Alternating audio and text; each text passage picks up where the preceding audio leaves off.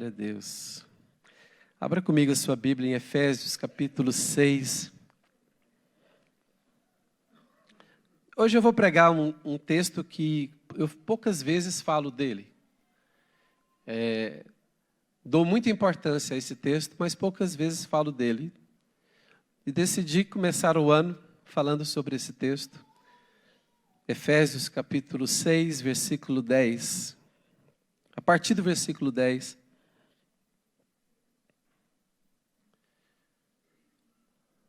Quem já encontrou?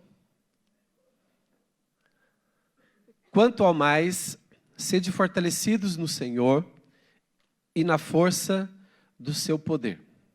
Revesti-vos de toda a armadura de Deus, para poderdes ficar firmes contra as ciladas do diabo. Porque a nossa luta não é contra o sangue e a carne, e sim contra os principados e potestades, contra os dominadores deste mundo tenebroso, contra as forças espirituais do mal nas regiões celestes. Portanto, tomai toda a armadura de Deus, para que possais resistir no dia mau, e depois de terdes vencido tudo, permanecer inabaláveis. Estai, pois, firmes, cingindo-vos com a verdade e vestindo-vos da couraça da justiça. Calçai os pés com a preparação do evangelho da paz, embraçando sempre o escudo da fé, com o qual podereis apagar todos os dardos inflamados do maligno. Tomai também o capacete da salvação e a espada do Espírito, que é a palavra de Deus. Com toda oração e súplica, orando em todo o tempo no Espírito, e para isto vigiando, com toda perseverança e súplica por todos os santos. Quem pode dizer amém à palavra do Senhor? Obrigado, Jesus, por esta manhã, na tua presença. Obrigado pelo teu povo aqui reunido nesta manhã. E quando o teu povo está reunido, quando nós louvamos o Senhor é exaltado. Jesus seja exaltado neste lugar, nas nossas vidas, entronizado em nossos corações. Que a tua palavra, Senhor, possa quebrar cadeias, ó Deus, e possa estabelecer o teu governo, o teu reinar sobre cada um, em nome de Jesus. Amém. Amém. Glória a Deus. Irmãos, o apóstolo Paulo, já terminando a carta, isso aqui estamos a ler praticamente as últimas palavras que Paulo tinha para a igreja ali de Éfeso, os Efésios. E Paulo, ele toca num ponto que ele estava muito experimentado.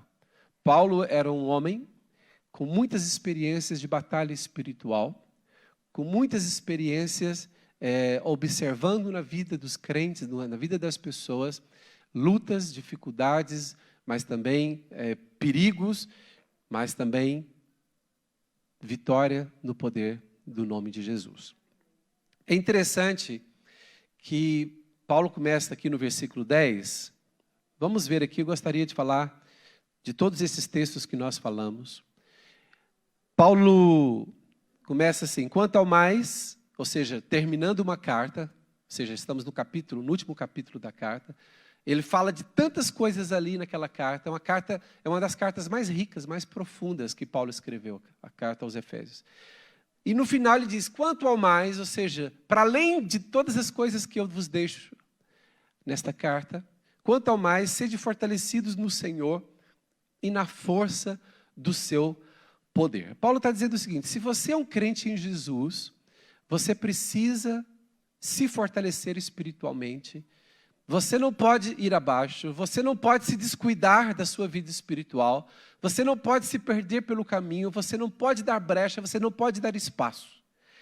Versículo 11: revesti-vos de toda a armadura de Deus, para poderdes ficar firmes contra as ciladas do diabo. Aqui Paulo revela algo que nos dias de hoje, muitas pessoas não gostam muito de falar, que é sobre o diabo. Sabem que de tempos em tempos há assuntos que o povo de Deus fala mais, e dependendo do contexto, há assuntos que se fala menos. E nesse mundo que vivemos hoje, na realidade que vivemos hoje da igreja, muitas pessoas de alguma maneira já não falam do diabo. Por um lado eu acho bem, porque o nosso objetivo de maneira nenhuma é dar força ao inimigo. Porque nós sabemos que pelo poder de Deus em nós, nós sabemos que nós podemos combatê-lo e vencer. Amém? eu também não penso que seja muito produtivo, frutífero, na igreja estar sempre a falar do diabo. Nós não temos objetivo disso. Aqui na igreja, nosso objetivo é exaltar o nome de Jesus, amém? Exaltar o nome de Deus, porque se as pessoas ficam cheias de Deus, elas vão perceber, ter discernimento do mundo espiritual, e elas vão prevalecer e vão vencer. Mas é o seguinte, mas não podemos negar a atuação do inimigo. E o que Paulo, imagina, Paulo está a terminar a carta aos crentes de Éfeso, ele poderia terminar de uma outra maneira, mas ele decidiu terminar aquela carta alertando os cristãos de Éfeso sobre a ameaça que o inimigo representava para eles. E Paulo então diz o seguinte: vocês precisam de uma armadura para poderem ficar firmes contra as ciladas do diabo. Vamos ver o que Paulo revela aqui neste versículo. Primeiramente, Paulo faz uso de uma palavra, armadura, por causa do Império Romano na época. As pessoas, o Império Romano, irmãos, estava dominando aquela região toda. Na época do apóstolo Paulo, na época do início da igreja, a força do Império Romano era algo tremendo. Então, em qualquer região onde o Império Romano dominava, as pessoas estavam habituadas a verem os soldados romanos. E os soldados romanos tinham a sua própria armadura. E à medida que o Império Romano crescia e conquistava mais regiões, mais povos, as pessoas viam cada vez mais passarem por aquelas regiões o exércitos, batalhões ali do Império Romano, e eles estavam habituados com aquela armadura. Porque Paulo, ao dar o ensinamento, ele estava ciente de que ele tinha que falar de coisas que as pessoas conheciam, tinham ciência, estavam habituadas. Então, quando Paulo fala, vocês têm que vestir a armadura de Deus, quando ele escreve a palavra armadura, ele sabe que o pensamento, a imaginação daquelas pessoas iria para a armadura do soldado romano. Quem aqui já viu o filme que mostra o soldado romano com essa armadura? Ouviu alguma fotografia? Então, Paulo, ele vai falar aqui de coisas que as pessoas tinham conhecimento. E o objetivo de Paulo é usar aquilo como uma metáfora. Ele está a pegar, assim, já que vocês conhecem como funciona a armadura de um soldado romano, eu quero que vocês agora entendam que há a armadura de um soldado de Cristo. Existe a armadura de um soldado espiritual. E o seguinte, Paulo começa então a fazer uma equivalência entre a armadura do soldado romano e a armadura do soldado de Cristo, do soldado cristão. E para falar sobre a armadura, ele diz o seguinte: por que um cristão deve vestir uma armadura? Toda a gente sabe por que um soldado romano vestia uma armadura. E agora ele está dizendo, por que um cristão deve vestir uma armadura? Ele disse, para ficar firme contra as ciladas do diabo. Outra revelação, então, que Paulo traz existe o inimigo das nossas almas, ele é invisível, nós não o enxergamos, mas ele é real. E, por ele ser invisível aos nossos olhos humanos, ele cria ciladas que nós temos que ter alguma maneira de perceber onde estão estas tais ciladas. O que são ciladas? Se você for ver no original aqui, está falando, interessante, eu fui ler no original o significado da palavra aqui, ciladas. Significa armadilha, diga comigo, armadilha. Tem os outros significados lá, mas o mais engraçado que eu achei, malandragem. A malandragem do inimigo. Ou seja, cilada, o que é uma cilada? É algo que você faz para enganar o outro e o outro ser apanhado. Lá, quem já, quando era criança aqui, quem teve uma boa infância e pôde colocar, como é que fala aquela arapuca para apanhar pássaros.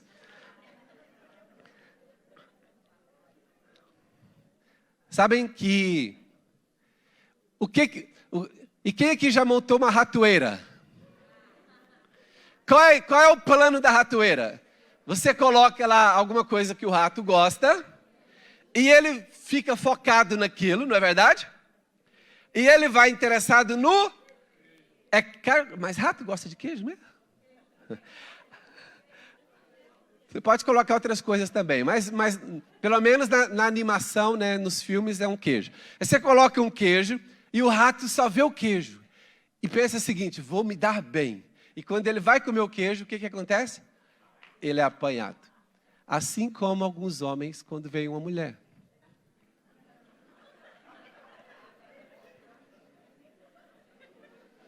Ele vai de olho no queijo.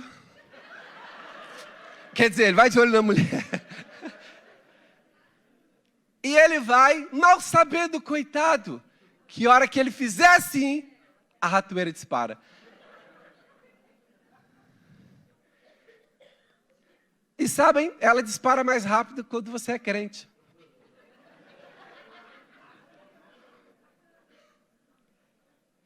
O que Paulo está dizendo é o seguinte, a maneira do diabo prejudicar a vida de um cristão, ela é pelo engano.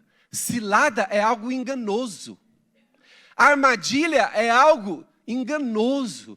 O diabo, ele gosta de nos atrair com coisas que nós pensamos que são boas para nós, mas somos enganados. Eu já vi irmãos aqui na igreja dizerem assim para mim, pastor, consegui o negócio da minha vida. 1 ano depois, a pior coisa que fiz na minha vida foi entrar naquele negócio, estou todo endividado. Sabem, muitas vezes, a armadilha cilada do inimigo é algo que é atrativo aos nossos olhos. E por isso nós vamos atrás. Eu lembro de uma irmã uma vez na igreja, que ela trabalhava numa empresa e tinha um bom ordenado. Um dos fornecedores da empresa tinha reuniões com ela. E esse fornecedor via que ela era uma boa funcionária. Então, o que esse fornecedor fez um dia? Estava a precisar de uma funcionária na empresa dele e fez algo que não é ético. Ou seja, ele era amigo do dono da empresa, foi diretamente falar com a funcionária, que era uma boa funcionária, e fez uma proposta para ela. Alguém aqui já fez isso? Isso é falta de ética. E ele foi e falou com ela o seguinte, eu gostei do seu trabalho, quanto você ganha aqui? Ela falou quanto que ela ganhava. Ele falou, eu vou te pagar quase o dobro para você trabalhar para mim. Tá bem? Mas não fala aí para o seu patrão, não. Foi eu que convidei, você sai, depois você vem trabalhar comigo. E a irmã foi. Entrou no emprego. 2 meses depois, aquele homem, ele era um cara, como se diz uma pessoa que é impulsiva, ele era impulsivo. Era de tomar decisões na hora. Chegou nela e falou assim, não, eu acho que não quero que você trabalhe para mim, mas não, demitiu. E assim, ela foi atraída por uma proposta que parecia ser algo maravilhoso para ela, mas ela caiu nas mãos de um patrão inconstante e impulsivo. Sabe, o que Paulo está dizendo aqui é o seguinte, irmãos. Há um inimigo que é real, mas ele é invisível. Por isso, o que ele monta contra nós, nós não enxergamos. Por isso que Paulo diz que o cristão precisa de ter uma armadura. Assim como o soldado romano tinha uma armadura, o cristão precisa ter uma armadura. Versículo 12. E Paulo deixa claro, eu e você não temos uma guerra santa a fazer. Sabe que não há essa questão de guerra mesmo, contra carne e sangue, do ponto de vista nosso como cristão. Nós não temos uma guerra santa. Aqui Paulo está dizendo o seguinte, é muito claro o que Paulo diz. A minha luta, eu e você como filhos de Deus, a nossa luta não é uma luta contra a carne. Olha, ele diz, porque a nossa luta não é contra o sangue e a carne. E sim, aí Paulo coloca o seguinte, eu e você como filhos de Deus, a nossa luta é no mundo espiritual, no mundo invisível. Sabe, irmão, se combater no mundo visível, natural, já não é fácil, imagina nós que estamos a combater no mundo contra o inimigo invisível. Está parecendo aqueles filmes, Alien, já viu? Alien, não sei o que, a pessoa vai combater, não está vendo o inimigo aparece de um lado para o outro. E essa é a nossa realidade. O nosso inimigo não é visível aos olhos humanos.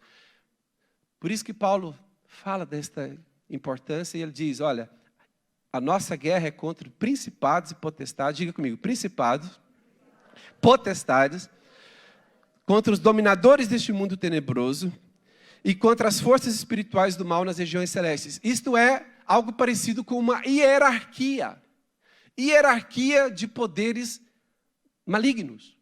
Sabe que assim como o exército humano, está organizado por hierarquias, da mesma maneira o exército espiritual do inimigo está organizado por hierarquia. E aqui ele está a falar de uma hierarquia de cima para baixo. Ele está dizendo o seguinte: no mundo espiritual há os príncipes. Principados são os príncipes. São os demônios que têm mais graduação ali. Potestades são aqueles que têm um certo nível de poder, de autoridade. Potestade, inclusive no espanhol a gente fala a palavra potestade. Potestade tem a ver com autoridade. São aqueles que têm autoridade sobre uma determinada região. Depois ele fala dos dominadores deste mundo tenebroso. São aqueles demônios que são destacados para tomar em conta esses dois últimos. Dominadores do mundo tenebroso e as forças espirituais do mal são aqueles demônios que estão a manter alguns lugares debaixo do cativeiro, por exemplo, na área da criminalidade. Quando numa favela, quando numa comunidade, numa periferia, ali, ou seja, reina ali a criminalidade, as drogas, a prostituição, ou seja, isto aqui está debaixo de um controle dos dominadores deste mundo tenebroso, onde há treva, há espíritos dominadores, onde as trevas, há forças do mal que estão atuando ali, e o papel nosso, o papel da igreja é trazer luz nos lugares onde há trevas. Quem pode dizer amém? Mas Paulo, ele era um apóstolo que viajava, que conheceu diferentes realidades. Paulo chegou em lugares que ele percebia que o nível de principado e potestade que atuava era de uma maneira, os dominadores do mundo tenebroso e as forças do mal eram de outras. Só para vocês terem uma ideia, Paulo, quando esteve em Atenas, na Grécia, ele percebeu que ele estava a combater um espírito muito diferente dos outros lugares que ele combatia, por causa ali da cultura grega, daquele momento, o desafio. Paulo até fez um discurso mais filosófico quando esteve em Atenas. Paulo percebia a diferença. E hoje, no mundo, nos dias de hoje, a gente percebe a diferença. Por exemplo, quando nós falamos de Deus na Europa, a maneira do inimigo atuar na Europa, ele é bem sorrateiro. Ele não quer se dar a conhecer. Você sabe que uma das melhores estratégias do inimigo é não se dar a conhecer. Porque se ele se der a conhecer e ele for visível, ele pode ser combatido. E a estratégia dele, por exemplo, a maior estratégia dele na Europa é se esconder. Ele não quer ser visto aqui. Ele prefere trabalhar nos principados, escondidos, sorrateiramente, para ninguém perceber a ação dele. Aí, inclusive, quando você fala, às vezes, aqui na Europa sobre o diabo, as pessoas falam: o diabo não existe, o demônio não existe. E ele quer isso mesmo. Ele quer que as pessoas cheguem a essa conclusão de que ele não existe. Porque enquanto as pessoas acreditam que ele não existe, ele pode atuar. Mas em África, há lugares de África que ele não se esconde. Por quê? Porque a estratégia dele lá é se mostrar. Então, por exemplo, em África acontecem muitas coisas, a gente se entende, sabe, o nível de feitiçaria, de coisas que acontecem lá do mundo espiritual, que quem mora lá sabe que aquelas coisas acontecem. Quem está na Europa, eu já conversei com pessoas aqui na Europa, que falam: eu já vi o pessoal falando lá de África, que acontece aquilo, das feitiçarias, será que aquilo é verdade? Eu não acredito naquilo. Eu falo assim: olha, aquelas pessoas que moram lá, elas contam casos, contam histórias de coisas reais. Elas vivem aquilo ali, elas sabem. Mas nós que estamos na Europa, para nós essas coisas nos parecem estranhas. Sabe, mas nós temos, irmãos, que ter muita inteligência espiritual para podermos lidar com essas coisas. Fato é que esse texto está dizendo o seguinte: a nossa luta não é contra carne e sangue. Deixa-me dizer aqui, a sua luta não é contra o seu patrão. A sua luta não é contra pessoas de carne e sangue. Quer dizer o seguinte: a nossa luta não é contra os seres humanos. A nossa luta é contra o sistema maligno que está a influenciar a ação dos seres humanos. Os irmãos entenderam a diferença? Fala assim: pastor, mas tem gente que é maldosa, tem gente que é má. Sim, mas essas pessoas que são más, elas estão debaixo de alguma influência do mal. E elas estão a reagir a essa influência do mal em suas vidas. Sabem, nós temos vários testemunhos de pessoas que eram terríveis. Sabem, que há Eu lembro, quando eu era, na minha fase ali inicial de adolescente, eu era um rapaz muito complicado antes de conhecer Jesus. Eu era rebelde, eu era problemático na família. Sabem, mas o que acontece? O dia que eu conheci Jesus, o dia que eu tive experiência com Jesus, A minha transformação, irmão, foi assim, ó, rapidíssima. A minha família ficou assustada, ficou surpresa com a mudança. Sabem, quando você vê pessoas problemáticas, se você tem um colega de trabalho problemático, quem tem algum colega de trabalho problemático? Pode levantar a mão, ninguém está a filmar aqui diretamente. Quem tem algum colega de trabalho problemático? Quem tem algum patrão problemático? Algum patrão problemático? Não? Quem tem algum cliente problemático? Cliente problemático? Os irmãos da galeria não tem ninguém problemático. Tem alguns ali. E os irmãos da internet que estão assistindo, tem alguém? Coloca no chat aí. Sabe, irmãos, o que Paulo está dizendo é o seguinte: a nossa luta não é contra sangue e a carne. Sabe, quando você está em batalha com alguém, quando você está em problema com alguém, você deveria se lembrar o seguinte: existe um sistema maligno por detrás, atuando por detrás. Existem forças espirituais atuando por detrás. Sabe que quando esta cadeia é quebrada, a pessoa fica liberta. Sabe que há pessoas que ficam libertas do alcoolismo, há pessoas que ficam libertas das drogas, há pessoas que ficam libertas da prostituição, há pessoas que ficam libertas da mentira, há pessoas que ficam libertas, me ajuda aí, irmãos. Da fofoca, até da fofoca é possível. Aleluia!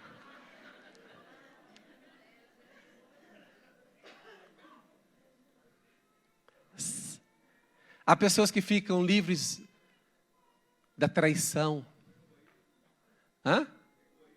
do egoísmo, da traição. Sabe, irmãos, eu já vi muitos casos, muita gente. Primeiro, eu começo por dizer que eu já vi a minha própria experiência, como Deus me transformou.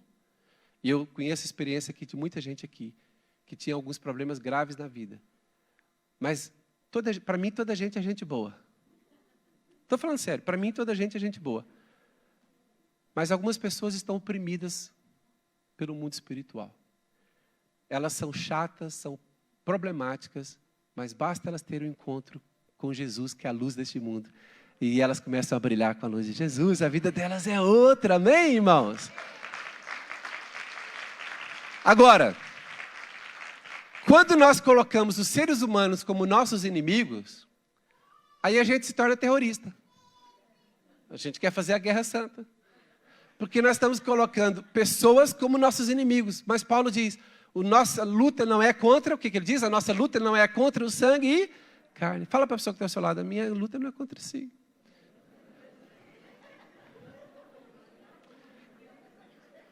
A minha luta...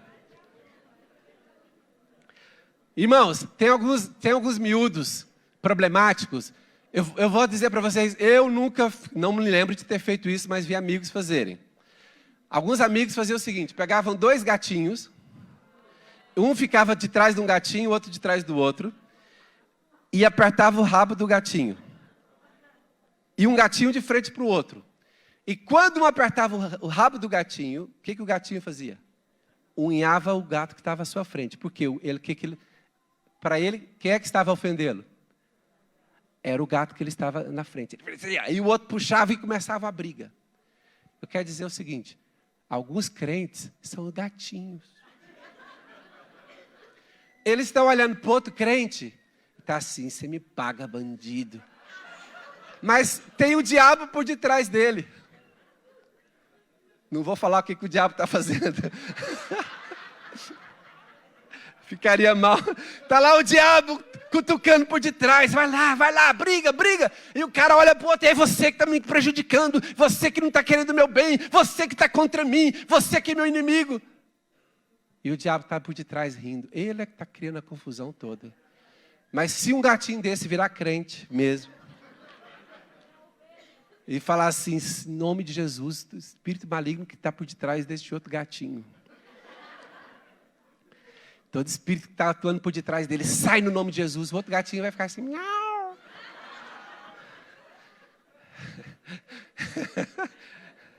Aleluia. Versículo 13. Portanto, tomai toda a armadura de Deus, para que possais resistir no dia mau. Outra revelação que Paulo nos dá.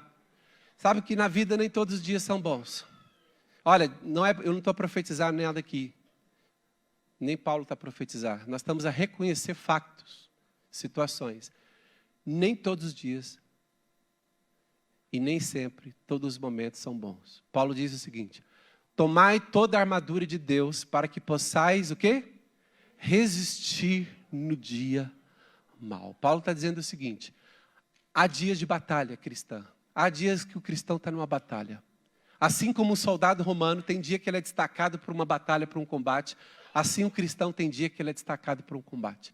Tem dia que o cristão tem o dia de luta. Irmãos, já aconteceu de, sem haver motivo nenhum em algum dia, as coisas começarem a dar tudo errado. E parece que quando começava a dar uma errada, vinha outra. E depois vinha outra. Eu falei assim, gente, eu vou dar senha primeiro, eu vou atender uma de cada vez. Não dá para atender tudo. Sabe, às vezes no mesmo dia, 2 dias seguidos ou 3, as coisas acumulam. Quem já passou essa experiência? Fala assim, gente, eu tive aqui 1 mês de paz sem problema nenhum, agora vem um atrás do outro. E o Paulo nos aconselha o seguinte, o que ele diz? Tomai toda a armadura de Deus para que possais resistir no dia mau. E depois de ter desvencido tudo, permanecer o quê? Inabaláveis. Então, por favor, irmãos, no dia mau, seja espiritual, não tome decisões no dia mau. Não compre nada no dia mau. Não venda nada no dia mau. Não faça parceria no dia mau. Não comece a namorar no dia mau. Não termine o casamento no dia mau. Não feche a empresa no dia mau. Porque é o seguinte, o dia mau é o dia que você tem que combater, resistir e permanecer inabalável. Agora você precisa estar fortalecido no Senhor para perceber que aquela luta daquele dia é um combate no mundo espiritual que está vindo contra si e você precisa vestir a armadura de Deus para combater e vencer. Quem pode dizer amém? E agora, a partir do versículo 14, Paulo então, ele vai falar sobre quais são as peças da armadura de um soldado romano e qual é a equivalência dessas peças da armadura de um soldado romano para com a armadura de um cristão. E eu poderia falar em várias perspectivas dessas peças da armadura, mas hoje eu quero falar na perspectiva da graça de Deus, por isso o tema da mensagem é a armadura da graça. Quem pode dizer comigo? 1, 2 e? A armadura da graça. Sabem por quê? Porque a armadura de Deus, eu já falei sobre isso aqui, vocês já estudaram sobre isso aqui, muitos aqui. Mas eu quero trazer uma palavra na perspectiva da graça de Deus. Que esta armadura do soldado de Cristo, ela não somente é uma armadura espiritual, mas ela pode ser uma armadura posicional. Da sua posição em Cristo, debaixo do favor de Deus, debaixo da graça providenciada pela obra da cruz de Cristo. Quem pode dizer amém? Então, o primeiro texto aí diz o seguinte, que é o versículo 14. Por favor, 14. Estai, pois, firmes, cingindo-vos com a verdade. O que esse texto está dizendo é o seguinte, coloquem o cinto, o cingindo-vos, olha aqui, o cingir-se, ou cingindo-vos com a verdade, tem a ver com cinto. Coloque o cinto da verdade. Porque na armadura do soldado romano tinha uma peça que eles colocavam que parecia um vestido.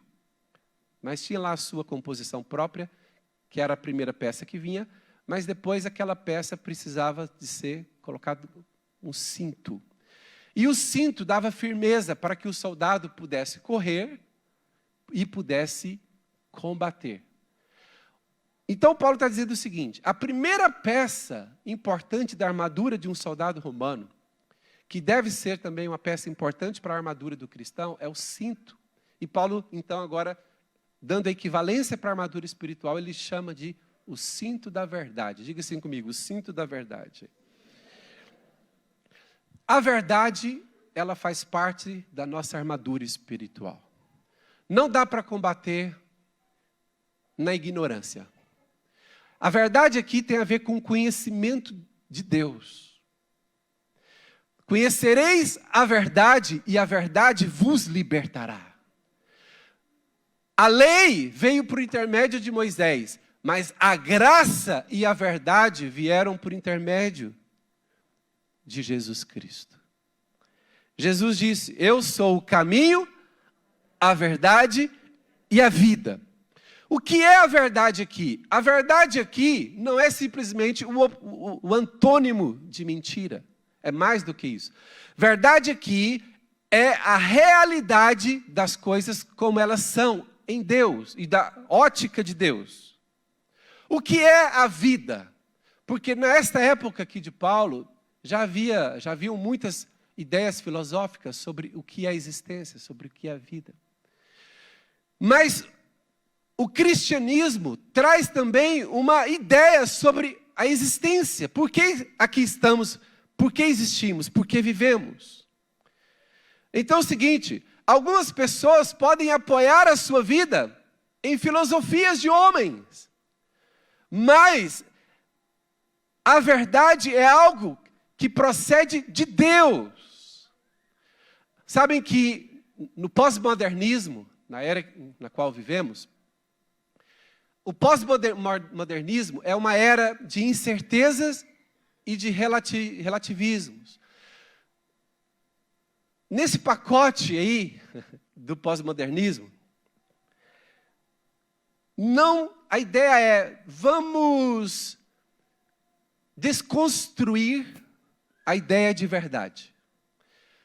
O que foi verdade tem que ser questionado se é verdade.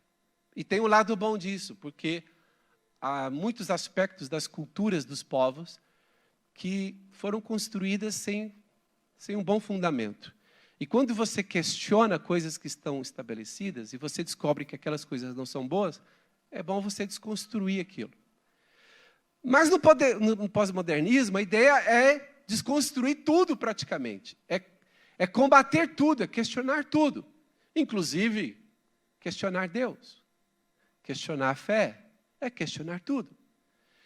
E é interessante que, independente da era que estamos a viver, sempre houve pessoas com as ideias pós-modernistas.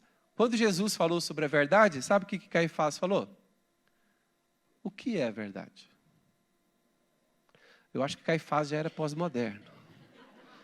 Porque ele já quis trazer aquela ideia para Jesus. O que é a verdade? Será que existe uma verdade? Ou tudo é relativo? Mas há uma verdade, sim. Há uma verdade que procede do trono de Deus. Há uma verdade que tem a ver com realidades, mesmo invisíveis, mas são factos. E vamos ver aqui essas verdades. A primeira verdade é que Deus existe. Segunda verdade, o homem tornou-se pecador. Terceira verdade, o pecado do homem o destinaria a uma condenação eterna. Quarta verdade, Deus enviou um Salvador. Quinta verdade, você pode ser salvo se aceitar o Salvador. Sabem, você só pode ser um soldado de Cristo, bem vestido com armadura, se você tiver o cinto da verdade. Se você começar como o mundo pós-moderno, relativizar tudo, você vai perder a armadura de Deus e você vai ser engolido pelo sistema deste mundo. Você vai ser um soldado vencido, derrotado. Sabem, é importante que a nossa vida esteja firmada com o cinto da verdade. Sabem, muitas coisas podem ser questionadas no mundo. Muitas coisas da religião podem ser questionadas. Sabe que a gente não tem que lutar pela religião. Nós servimos um Deus que salva, amém? Muitas questões das religiões podem ser questionadas. Mas a verdade é que Jesus é o Salvador, essa deve estar sempre firmada na sua vida. Quem pode dizer amém? Segunda peça da armadura do soldado romano, equivalente ao soldado de Cristo. Vestindo-vos da couraça da justiça. O que era a couraça? A couraça era semelhante a um colete, mas é claro, com material resistente, que pegava a parte da frente. Imagina um colete, sabe aqueles coletes do pessoal que joga futebol? Mais ou menos aquele colete que você veste aqui pela cabeça, e tem a parte que tampa aqui à frente, e a parte que coloca aqui por detrás. Esta couraça da justiça, na verdade, o soldado romano só conhecia aquilo como couraça. Mas Paulo deu um outro significado. Paulo diz o seguinte: na armadura do crente, ele precisa da couraça da justiça. Sabe que essa parte aqui do tórax, ela protege para o soldado, a couraça protegia os órgãos vitais. Protegia aqui, olha, os rins, fígado, pulmão. Mas um órgão muito vital que protegia, qual era? O coração. Sobre tudo que se deve guardar, guarda o teu coração. Sabe? O soldado romano protegia esta parte aqui. E Paulo, ao fazer o equivalente da armadura do crente, ele diz o seguinte: para o cristão, a couraça, ela representa justiça. Mas eu estou falando sobre a armadura da graça. Eu não vou falar aqui, de maneira nenhuma, que essa justiça são as suas boas obras. A sua couraça de justiça, como soldado de Cristo, é a justiça de Cristo. Projete aí, por favor, alguns textos. Vamos ler aqui 3 versículos ou mais, para ficarmos claros disso. Olha o capítulo 2 de Coríntios, 2 Coríntios 5, 21. Para sermos rápidos, só projeta aqui, para os irmãos não terem que abrirem aqui as Bíblias. Vou ler alguns textos aqui bem rapidamente, para mostrarmos que Paulo, nós vamos ler escritos de Paulo, que Paulo, quando fala de justiça, Paulo não se refere à justiça humana. O que é justiça humana? Eu ajudei alguém, eu fiz boas obras, então eu tenho as minhas justiças. Eu sou uma pessoa cheia de justiça própria. Paulo está dizendo o seguinte: a justiça do Filho de Deus é a justiça de Cristo que foi a nós imputada. Então ele diz assim, falando de Jesus: aquele que não conheceu pecado. Quem é que não conheceu pecado, irmãos? Deus o fez pecado por nós, para que nele fôssemos feitos o quê? Justiça de Deus. Oh, glória. Diga assim: pelo sangue de Jesus, eu fui justificado. Romanos 5:1, o que diz aí? Justificados, pois... Romanos 5:1, justificados, os irmãos já sabem o versículo, não precisa nem de projetar ali. Justificados, pois, pela fé, temos paz com Deus, por meio de nosso Senhor Jesus Cristo. Então essa couraça da justiça, tem a ver com a sua justificação pela fé.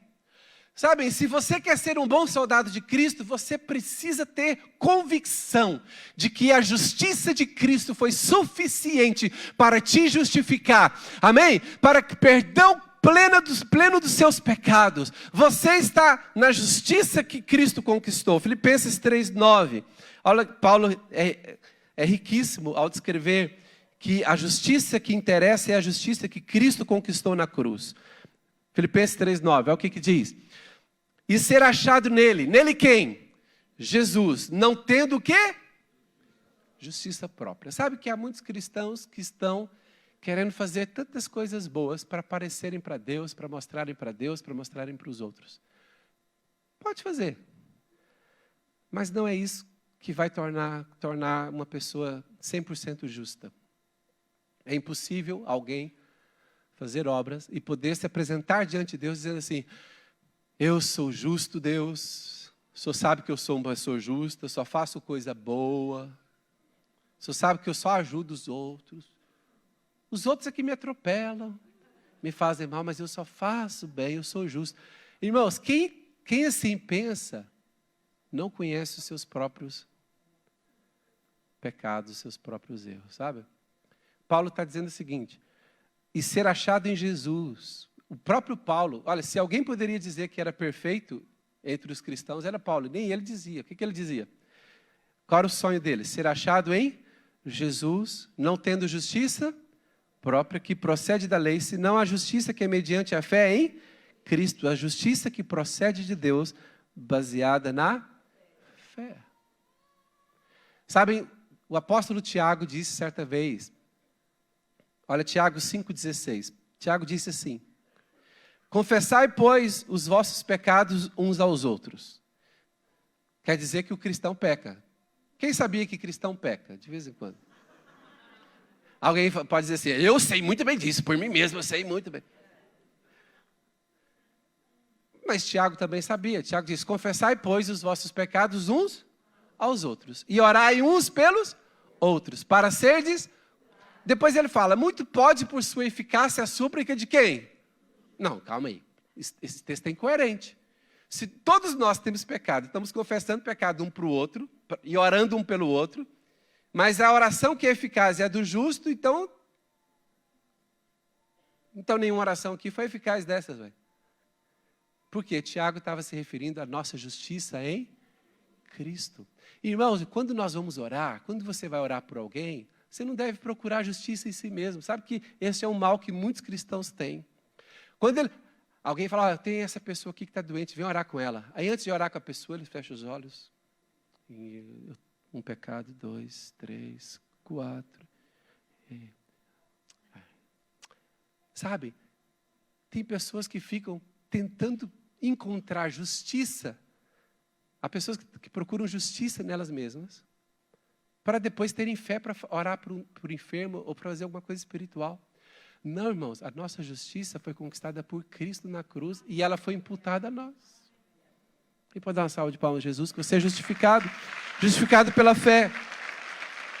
Agora veja bem, qual é o soldado cristão que está bem protegido aqui nas áreas vitais? Qual é o soldado cristão que está bem protegido? Aquele que sabe que é justificado e escondido em Cristo. E vou contar agora um segredo. Sabe quais são as pessoas que fazem mais coisas corretas? São as que têm revelação de que já foram justificadas. Porque quem tem entendimento que já foi justificado, não trabalha na sua própria força, trabalha na graça de Deus. Quem está tentando se justificar, está tentando fazer obras e falha. Mas quem tem revelação de que já foi justificado, está tão livre em Cristo, onde está o Espírito do Senhor, aí é a liberdade. Está tão confiante na bondade e na graça de Deus, que sem ele perceber, ele está fazendo obras de justiça espontaneamente. As melhores obras de justiça que eu e você podemos fazer são aquelas que saem do nosso interior para fora, sem forçar, sem pressão. É a árvore que dá o seu fruto espontaneamente. A árvore boa dá um bom fruto, amém? A árvore má dá um mau fruto, mas a árvore boa dá um bom fruto. Então quem é justificado em Cristo vai espontaneamente frutificar, ter obras de justiça. Versículo 15, a outra peça. Calçai os pés com a preparação do evangelho da paz.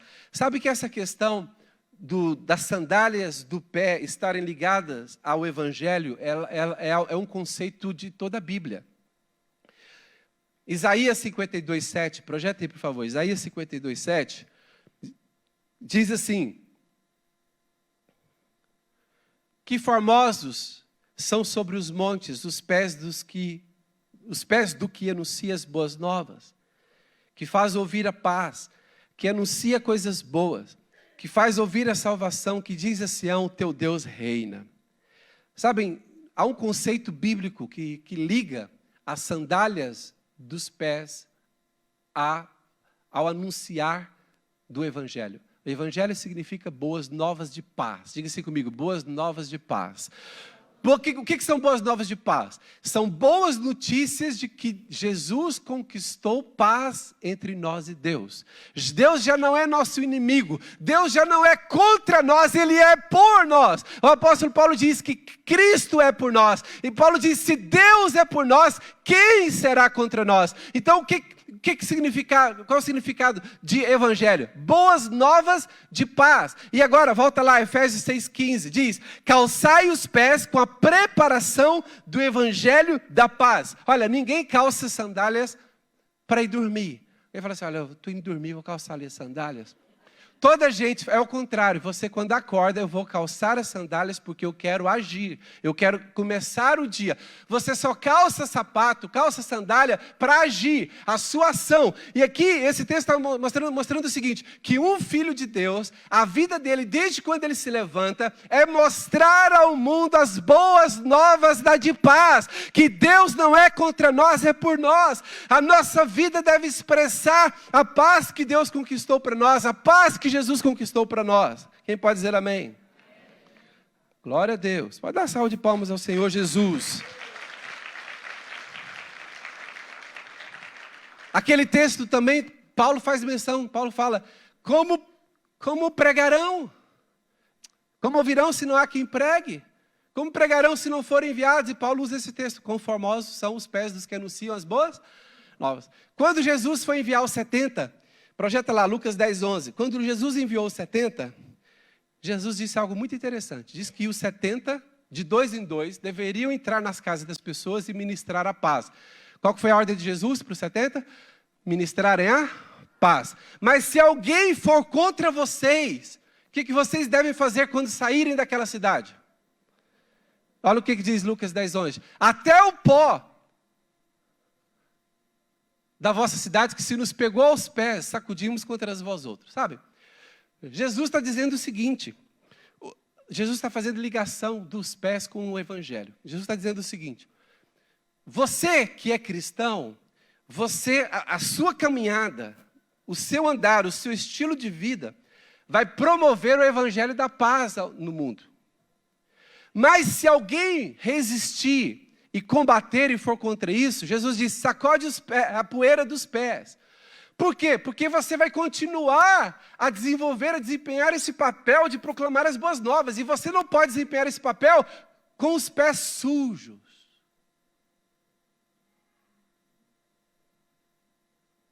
Então você precisa ter uma estratégia para a rejeição. Sabe que nós, como pregadores das boas novas, há um índice de rejeição. O que Jesus ensinou aos seus discípulos foi, isso é muito importante para quem lidera grupo de vida, para quem prega, para quem é missionário. O próprio Jesus disse, nem todos vão receber a palavra, nem todos vão receber o Evangelho. Mas Jesus disse o seguinte, mas você não pode ficar preso àqueles que rejeitaram, porque há aqueles que querem receber. Então Jesus disse, limpa os pés, porque tem uma casa à frente. Limpa os pés, porque tem uma próxima cidade a seguir. E se você ficar com os pés sujos da rejeição, você vai ficar cheio de mimimi. E você vai deixar de abençoar o seguinte. Então Jesus não só deu ordem para os 70 evangelizarem com o Evangelho da paz, mas deu uma estratégia para lidar com a rejeição.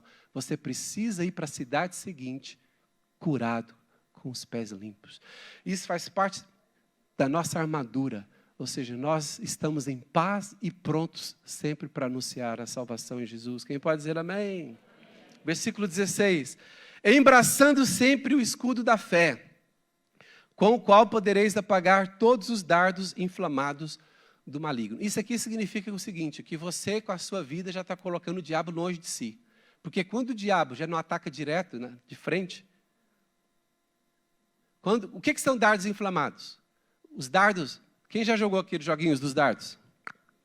O que são dardos inflamados? São como flechas, que naquela época, o que eles faziam? Colocavam o quê? Fogo. Colocavam fogo na flecha e lançavam a longa distância. O que Paulo está dizendo aqui é o seguinte, quando você já rejeitou e expulsou o inimigo da sua vida, ele não pode te atacar de perto, ele vai te atacar de como? Como? De longe. Só que o ataque dele, mesmo de longe, é perigoso. Porque se você, mesmo com a couraça da justiça, se você deixar o dardo inflamado pegar, pode causar mal, fazer mal. Aí Paulo diz, pega o escudo o quê? Da fé. E com o escudo você vai poder fazer o quê? Apagar alguns? Apagar alguns, irmãos? Todos, quantos estão acordados? Apagar todos os dardos inflamados do maligno. Quais são os dardos inflamados que o maligno lança de longe? Você é feia. Você não vai se casar. Você é chata. Você é chato. Você não vai vencer na vida. Você não vai conseguir pagar as contas. Você não vai se dar bem nesta área. Você não é digno de ser pai. Você não é digno de ser mãe. Você não consegue vencer. Você é aquilo. Me ajuda aí, gente. Seu pecado já não tem perdão. Você não pode tomar a Santa Ceia hoje.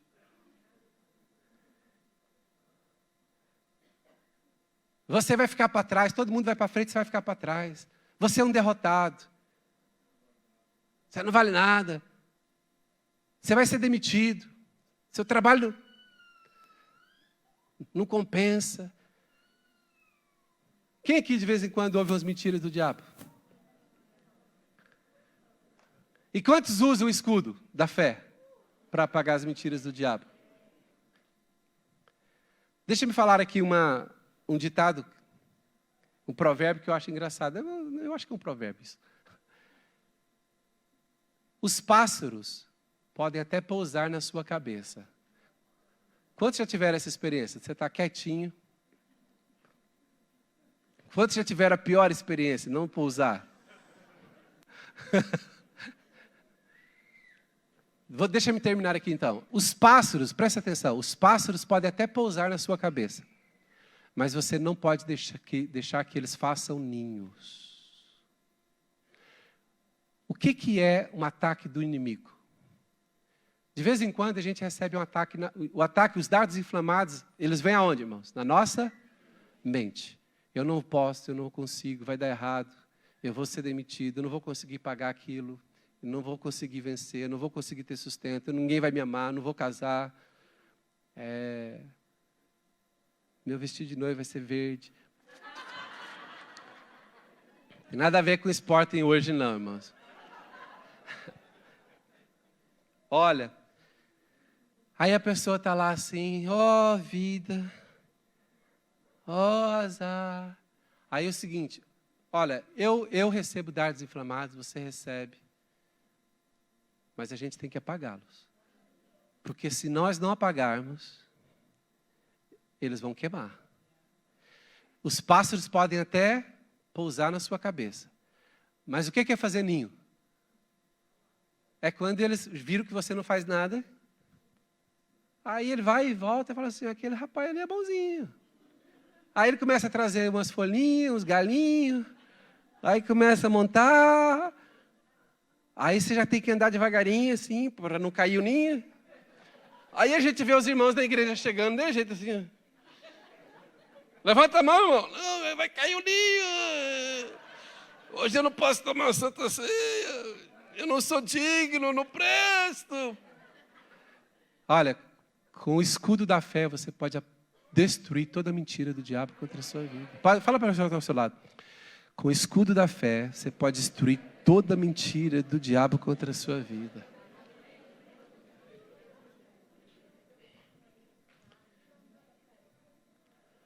Versículo 17. Amém, amém?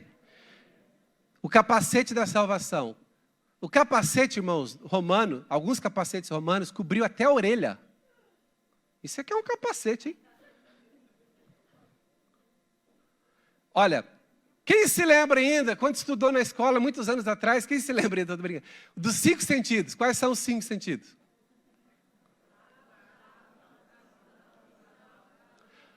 Quantos desses 5 sentidos estão na cabeça? Quantos? Todos.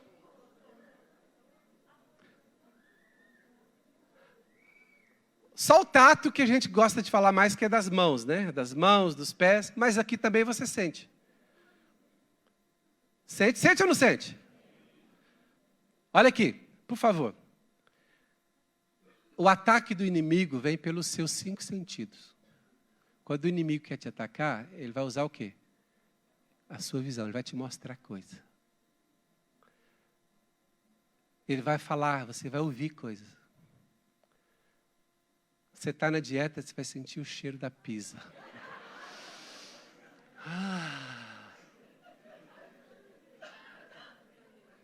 Você sabe que As tentações, elas vêm por onde? Pelas portas da alma. Quais são as portas da alma? Os 5 sentidos. Capacete da salvação. Coloca na cabeça. Primeira coisa do capacete da salvação. Diga comigo, certeza da salvação. Um bom soldado de Cristo tem certeza da salvação. Então, o capacete da salvação é, ainda que o diabo fale tanta mentira, tente qualquer coisa, mas uma coisa eu não perco. Eu sou salvo em Jesus. Porque todo aquele que confessar o nome do Senhor será salvo. Se com a tua boca confessares a Cristo, em teu coração creres que Deus o ressuscitou dentre os mortos, serás salvo. Quem está salvo aqui?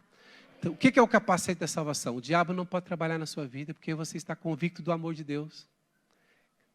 Agora, o cristão que já está na igreja há muitos anos, pergunta, você tem certeza da salvação? Quase. Quase é não. Então é o seguinte, você pode ser combatido ainda pelo inimigo, porque você precisa do capacete da salvação. E você precisa ter o capacete da salvação. E é o seguinte, a salvação é sinônimo de graça. Diga assim comigo, salvação, sinônimo de graça. Porque a salvação inclui todas as áreas da nossa vida que a graça inclui. Então é o seguinte, eu fui salvo por Cristo, tenho o capacete da salvação. E essa convicção que eu tenho de que eu sou salvo, de que eu estou na graça de Deus e nada pode me separar do amor de Cristo. Nada pode me separar do amor de Deus que está em Cristo Jesus. Nem a morte, diga comigo, nem a morte, nem a vida, nem anjos, nem principado, nem potestade, nada, nenhuma criatura pode me separar do amor de Deus que está em Cristo Jesus. Você está com a sua cabeça protegida. Verso 17. Qual é a última peça da armadura do cristão? Qual a última peça, irmãos? A espada do Espírito, que é a palavra de Deus. Maneja bem a palavra de Deus. Como que você pode combater o inimigo? Jesus, quando foi tentado no deserto, as 3 vezes ele usou o quê? A palavra. O inimigo diz tal coisa, ele diz, mas está escrito. Mas está escrito. Como que você pode vencer o diabo? Com a palavra. A palavra é o quê? A espada do Espírito. Faz uma experiência, por favor. O dia que você estiver triste, abra um salmo e começa a confessar a palavra de Deus. A tristeza vai embora. O dia que você estiver oprimido, fica de pé. Irmãos, não se permita ficar oprimido. Crente não pode ficar oprimido. O dia que você está ali oprimido... Tem gente que está oprimido e vai assistir filme de terror. Pega lá para um filme de terror. O dia que você estiver se sentindo oprimido, o que você faz? Pega a Bíblia. Se você já sabe a Bíblia de cor, confesse um versículo da Bíblia. Se você não tem de cor, abre um texto que fala do amor de Deus, da obra de Deus na sua vida e começa a confessar. Irmãos, isso aqui é uma prova. Pode fazer em casa. Estou falando sério. Duvido, se você ficar de pé e começar a ler a Bíblia, não importa o problema que você esteja a passar. Se você começar a ler a Bíblia e confessar as promessas de Deus, a palavra de Deus, os seus olhos vão começar a brilhar de novo. Você vai começar a acordar para a vida de novo. Irmãos, a palavra de Deus é a espada do Espírito. Se o diabo vem contra a sua vida, você precisa combatê-lo ofensivamente com a palavra de Deus, com a espada. Declare a palavra de Deus, declare a palavra, declare as promessas do Senhor. Versículo 9, versículo 18, desculpa. Tudo isso deve ser feito como? Versículo 18. Vamos ficar de pé. Tudo deve ser feito como? Com toda oração e súplica, orando em todo tempo no Espírito, e para isso vigiando com toda perseverança e súplica por todos os santos. Ou seja, quem tem a armadura de Deus, protege a sua vida e ainda está em condições de proteger a vida de alguém. Suplicando por todos os santos. Vamos dar as nossas mãos. Aleluia. Aleluia. Aleluia. Obrigado, Jesus. Vamos dar as nossas mãos aí na galeria, aqui. Vamos todos dar as mãos. Visto que você é um filho de Deus, você deveria estar sempre com esta armadura de Deus na sua vida. É a armadura da bondade de Deus na sua vida. É a armadura da graça de Deus na sua vida. Você precisa dessa armadura para o ano de 2020. Você precisa dessa armadura para o ano de 2020. Você precisa se posicionar como filho de Deus. Você precisa se posicionar como um cristão. Você precisa se posicionar como um soldado de Cristo, que está com a armadura de Deus para resistir no dia mau, para vencer, para prevalecer. Deus vai dar a vitória. Vista a armadura de Deus. Vista essa armadura que é fruto da graça de Jesus na sua vida. Aleluia. Glória a Deus. Pode soltar as mãos. Queria chamar os assistentes.